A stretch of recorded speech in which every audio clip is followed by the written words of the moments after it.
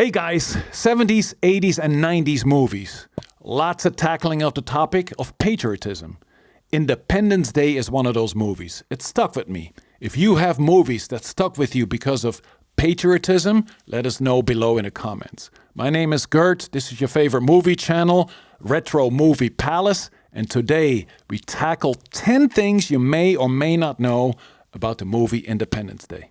From Will Smith's real reaction to the stench on the salt flats, to the hilarious mix-up that left Robert Loggia bewildered, each tidbit unveils the behind-the-scenes magic of this iconic film. Delve into the explosion of the White House and uncover the hidden poem within the movie. Discover how Will Smith skyrocketed to stardom and the surprising last-minute casting choice that led to a perfect fit. Stay with us until the end, where you'll find out how a simple misunderstanding turned into a golden opportunity, proving that sometimes mistakes can lead to greatness. Number 1. The smelly surprise on the salt flats. When they were making the movie, there was a scene where Will Smith had to drag an unconscious alien across a place called the Salt Flats near the Great Salt Lake in Utah. This place looks like a huge, flat, white desert. In the middle of this scene, Will Smith shouts, "And what the hell is that smell?" This line wasn't in the script. It was something Will said for real. You see, the Great Salt Lake is home to tiny creatures called brine shrimp. When these little shrimp die, their bodies sink to the bottom of the lake, which isn't very deep, and they start to rot. When the wind blows just right, it stirs up the mud at the bottom of the lake, which makes the smell of millions of rotting shrimp come up. The smell can be really, really awful. No one told Will Smith about this, so when he smelled it, his reaction was real. Number 2. The mix-up that made Robert Loggia upset.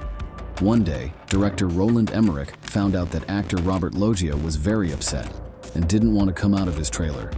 A few days earlier, the producer, Dean Devlin, had made a mistake. He told Loggia to watch a movie for inspiration, but he suggested the wrong one. Dean meant to suggest a serious film called Airport from 1970, but he accidentally told Loggia to watch Airplane from 1980, which is a funny and silly movie that makes fun of serious movies. Robert Loggia didn't know either movie, so he watched Airplane and thought he was supposed to be acting in a funny movie, not a serious one. This mix-up made him really confused and upset because he thought he was working on a comedy without knowing it. Number 3. The White House explosion in the movie. At around 47 minutes into the movie, the White House is shown blowing up in a huge explosion. The White House in this scene wasn't real. It was a model built to be only 1/12 the size of the actual White House. This small model was made so that it could be blown up for the movie.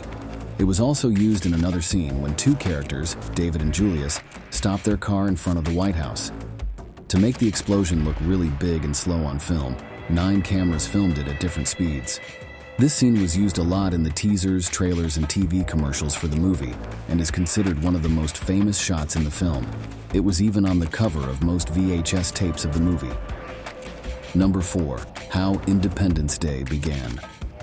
Roland Emmerich and Dean Devlin got the idea for the movie Independence Day during a question and answer session while they were promoting their earlier film, Stargate, in 1994. A reporter asked Emmerich why he made a movie about such mysterious and amazing things if he didn't actually believe in aliens. Emmerich replied that even though he didn't believe in aliens, he was very interested in the idea of them coming to Earth. To explain more, he asked the reporter to think about what it would be like if they woke up one morning and saw huge spaceships as big as 15 miles across, floating over the biggest cities in the world. After saying this, Emmerich turned to Devlin and said, "I think I have an idea for our next movie." This conversation sparked the idea that eventually turned into the famous movie, Independence Day. Number 5. Fun nicknames on the set. During the filming of Roland Emmerich's movies, it's a tradition for his regular crew to give nicknames to some of the cast members by the end of the shooting. Will Smith, known for his charm and energy, was nicknamed Mr. Charisma by the crew. Jeff Goldblum, who often exclaimed, "Nice, nice," when he agreed with Emmerich's directions, earned the nickname Nice. Robert Loggia, despite his tough exterior, was called the Turtle because the crew saw him as someone with a soft heart underneath. Julie Moran got the nickname Evil because her name appeared in the credits at a suspenseful moment, a tradition that began during Emmerich's earlier movie, Stargate. These fun nicknames show the close bond between the cast and crew during filming. Number 6. Will Smith journey to the stardom.